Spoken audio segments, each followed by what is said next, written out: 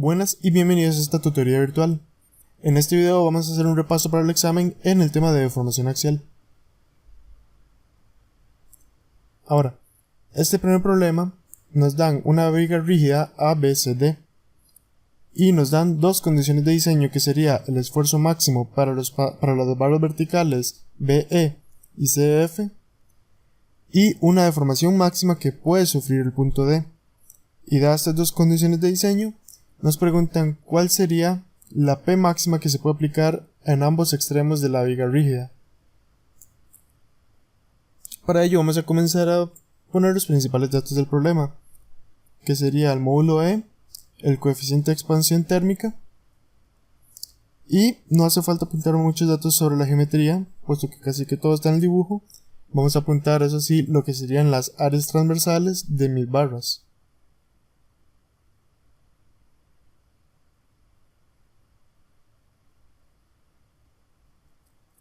Como podemos ver, aquí estamos apuntando lo que sería el área transversal de la barra BE y de la barra CF. Y ahora lo que tenemos que comenzar a tomar en cuenta es la posibilidad de que estas barras vayan a estar en tensión. Por ello es que nos dan el diámetro de los pasadores. Debido a que existe esta posibilidad, vamos a calcular de una sola vez lo que sería el área que consume este pasador en la zona transversal, que sería básicamente esta sección. Esta área se puede interpretar como el ancho de cada una de mis barras verticales por el diámetro que compone el pasador.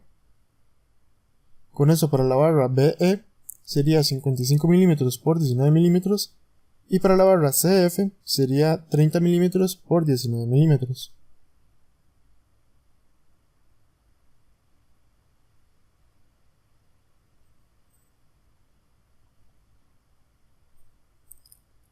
Ahora bien, estos son los dos tipos de problemas clásicos para deformación axial.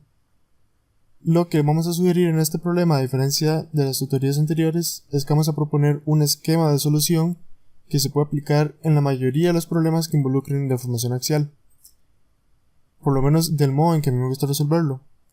Lo primero que siempre hago es anotar los datos del problema, que es lo que he hecho, y calcular lo que se puede calcular en respecto a áreas o longitudes. Posteriormente realizaremos la estática que rige este problema, para así encontrar cuáles son las reacciones en cada uno de mis componentes. Una vez que conozco esto, vamos a hacer un análisis de la deformación para así encontrar una ecuación que me pueda relacionar la estática que ya he trabajado. Y una vez que ya puedo hacer la relación entre la estática y la deformación, podemos hallar una respuesta. Entonces, ahora, siguiendo este esquema, lo que vamos a proceder a hacer es la estática de este problema.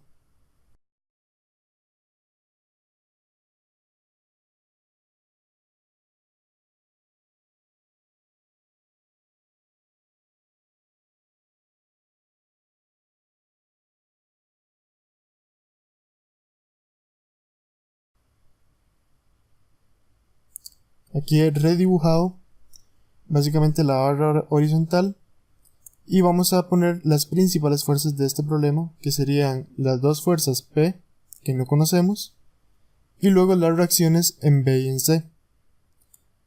Aquí básicamente podemos intuir que para que la barra esté en condición estática, se deben generar fuerzas hacia abajo, es decir que en cada una de mis barras verticales yo las estoy tensando.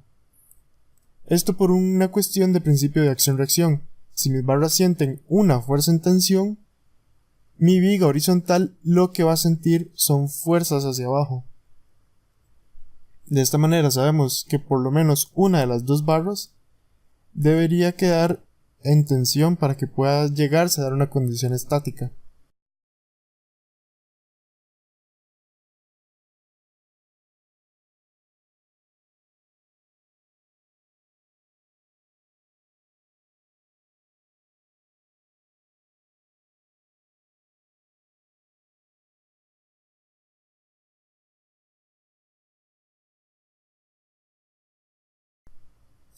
Sabiendo bien ahora que esta es nuestra suposición, lo que vamos a realizar son la sumatoria de fuerzas y sumatoria de momentos para así obtener las ecuaciones de cada una de las fuerzas B y C. De hacer sumatoria de fuerzas en Y igual a 0 y luego sumatoria de momentos en A igual a 0, podemos obtener una expresión para mi fuerza B y para mi fuerza C, las cuales convenientemente me van a quedar ambas en términos de mi variable P que estoy buscando.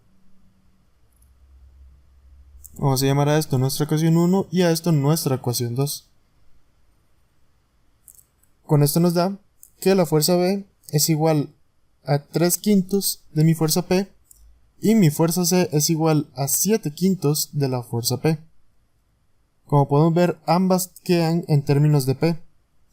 Quiere decir que si P da negativo en algún momento, estas fuerzas que he dibujado en este diagrama irían en sentido contrario y por lo tanto la estática no tendría sentido. Por ello, con solo estas ecuaciones ya podemos ir intuyendo que las fuerzas P tienen que ser positivas. Ahora vamos a pasar a hacer el análisis de la deformación de este sistema. Sabemos que la barra de cierta manera parte de un nivel inicial que vamos a llamar 0 y a partir de aquí va a comenzar a subir su nivel. Debido a que las barras B, E y CF son diferentes, ellas generan por sí solas una cierta inclinación a mi barra, puesto que no se pueden estirar lo mismo. Y además hay que tener en cuenta la deformación máxima de 1 milímetro en D. Vamos a suponer entonces que mi barra queda inclinada de esta manera.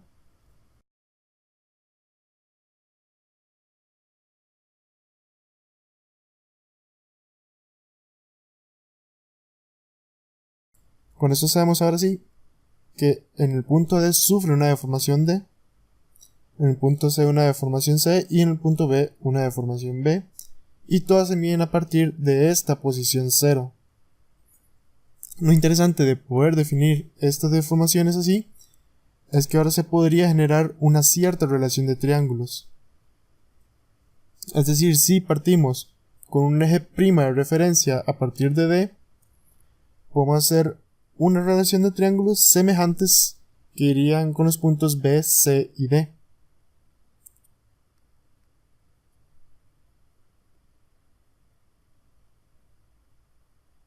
Aquí nada más para aclarar, esta es nuestra suposición de este caso. No quiere decir que no se pueda haber pensado de manera contraria y decir que se inclinaba hacia el otro lado. Sin embargo, eso ya es cuestión de gustos y en cualquiera de las dos maneras va a darse una solución.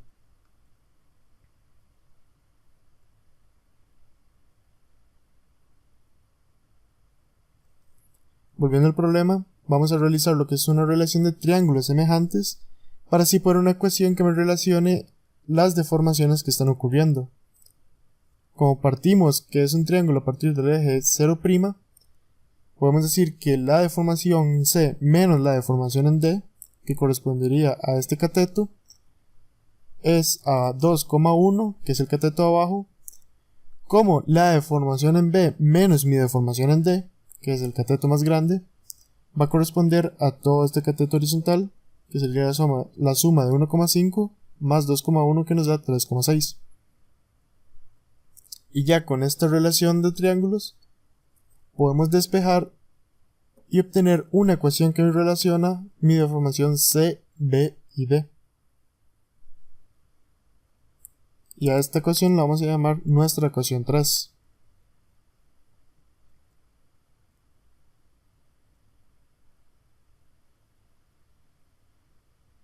Ya tenemos listo también lo que sería nuestro análisis por deformación. Y ahora haciendo una relación entre estas dos, podemos obtener una respuesta. Aquí lo único que queda es decir que nuestras deformaciones C y B van relacionadas a la fórmula de deformación axial, que es PL sobre AE. Y con esta ecuación podemos sustituir las variables deformación C y deformación en B con las fuerzas en B y C que ya son conocidas y están expresadas en términos de P.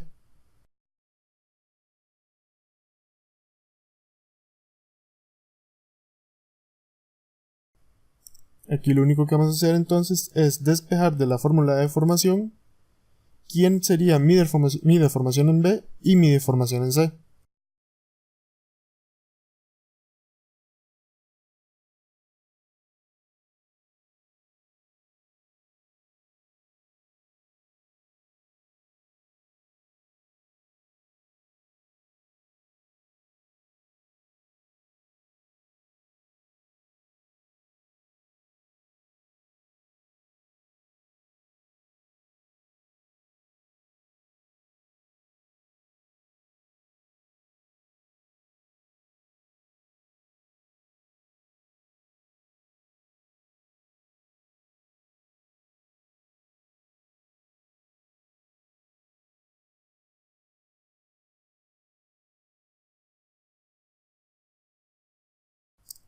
Aquí ya lo único que queda restar una vez que tenemos despejadas quiénes son mi deformación en B y en C es recordar que mi deformación en D está restringida a una condición de diseño de ser máximo 1 milímetro. Por lo tanto, podemos decir que esta deformación en D va a ser 1 milímetro para que no se pase la condición de diseño. Y sustituyendo ya en la ecuación 3, en términos de la variable P, sustituimos y decimos que esta variable P es igual a 299,8 kilonewtons. Una vez que ya tenemos este resultado, lo único que queda hacer es revisar que mi segunda condición de diseño, que me impone un esfuerzo máximo en mis barras, no se vaya a romper. En caso que se rompa, hay que replantear nuestras ecuaciones.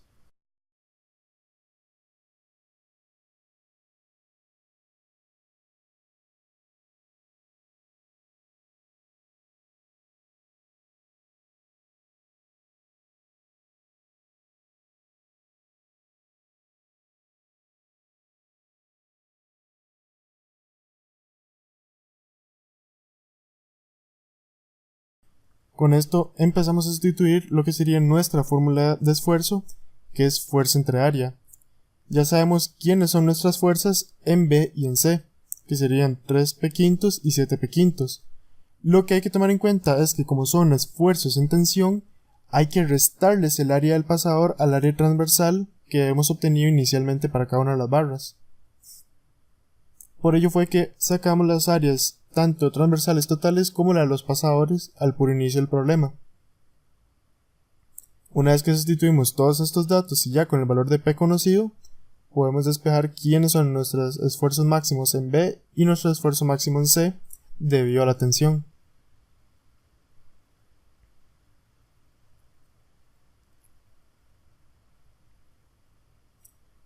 Como pueden ver, ambos esfuerzos nos dieron mucho menor al esfuerzo máximo permitido, que es 250 megapascales.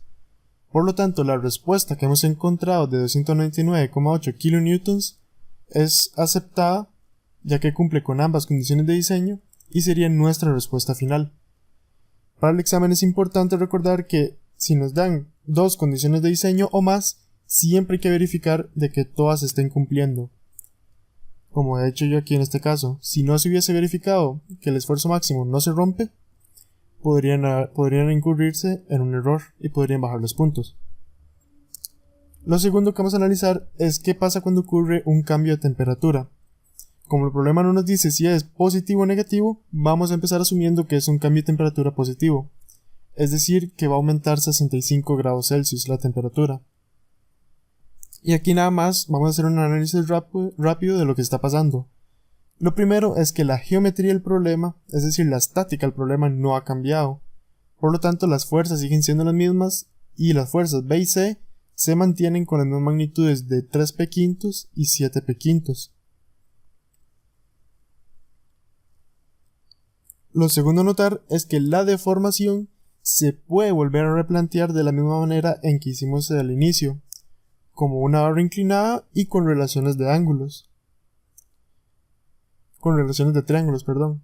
Y estas relaciones van a ser prácticamente igual si asumimos que cada una de las deformaciones B y C siguen llamándose deformación B y C.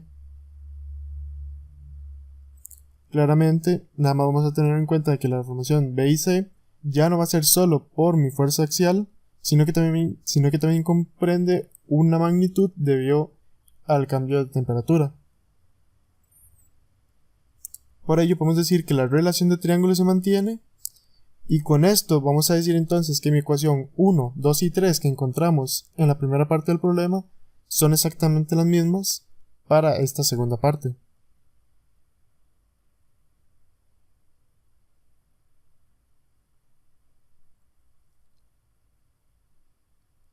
Lo único que va a cambiar en esta segunda parte del problema es cómo se define mi deformación en C y mi deformación en B.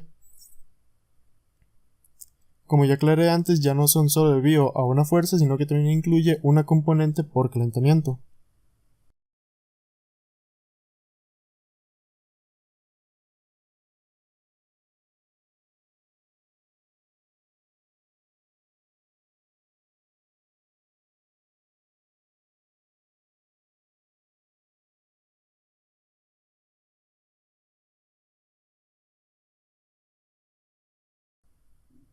Con esto sabemos entonces que mi deformación en B, como posee las mismas fuerzas que en la parte A, posee una componente de fuerza axial de 8,182 por 10 a la menos 9 P, más una deformación debido a la longitud que se calcula como el largo de la barra por alfa por delta T, donde sabemos que el delta T es un valor de 65, el largo viene de la geometría descrita en el problema y el alfa ya no lo dan. Con esto obtenemos una deformación B de 8,182 por 10 a la menos 9 P más 2,34 por 10 a la menos 3.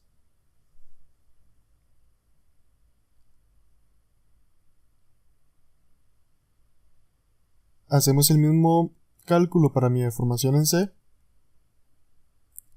Nada más lo único que cambiaría en cuanto a la deformación térmica con respecto a B sería la longitud de la barra, y nos da un resultado de 1,867 por 10 a la menos 10 P más 1,872 por 10 a la menos 3. Aquí nada más quiero enfatizar en que estos primeros resultados de 8,182 y 1,867 son los mismos en la parte 1 debido a que las fuerzas siguen siendo las mismas. Una vez que sustituimos estos valores en la ecuación 3, nos da un valor de menos 65 kilonewtons. Y como había explicado cuando comenzamos a plantear el diagrama estático, es que esto implicaría que estas dos fuerzas no irían hacia abajo, sino que irían en dirección contraria. Y claramente en este diagrama no hay manera de que se cumpla una condición estática.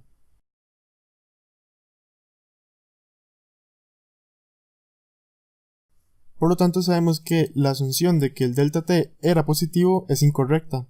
Y lo que tenemos que saber interpretar es que entonces no tiene que ocurrir un cambio positivo de temperatura, sino que tiene que ocurrir un cambio negativo de temperatura. Es decir, va a ocurrir un cambio de menos 65 grados Celsius.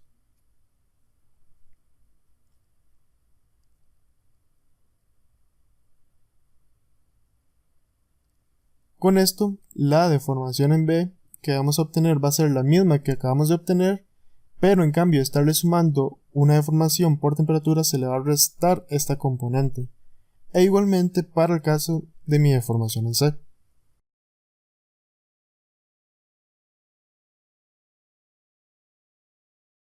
Noten que es exactamente las mismas expresiones, pero ahora con un menos, y una vez que sustituimos ambos valores en la ecuación 3, nos da un valor de P de 664,6 kilonewtons.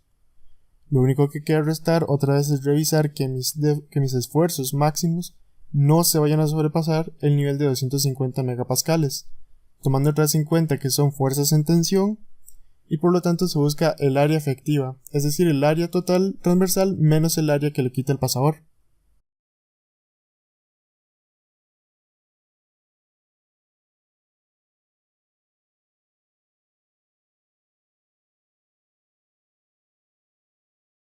Con esto, mi deformación en B sería igual a 40,06 megapascales, mi deformación en C a 110 megapascales. Con esto vemos que ninguno de los dos valores se pasa al límite de 250 megapascales y por ello el resultado que acabamos de obtener es correcto. Aquí no he hecho el cálculo numérico porque es exactamente el mismo que acabamos de hacer en la primera parte, nada más cambiando la fuerza P por 664,6 kilonewtons. Esto sería todo de mi parte. Espero que este problema les haya sido de mucho provecho. Muchas gracias.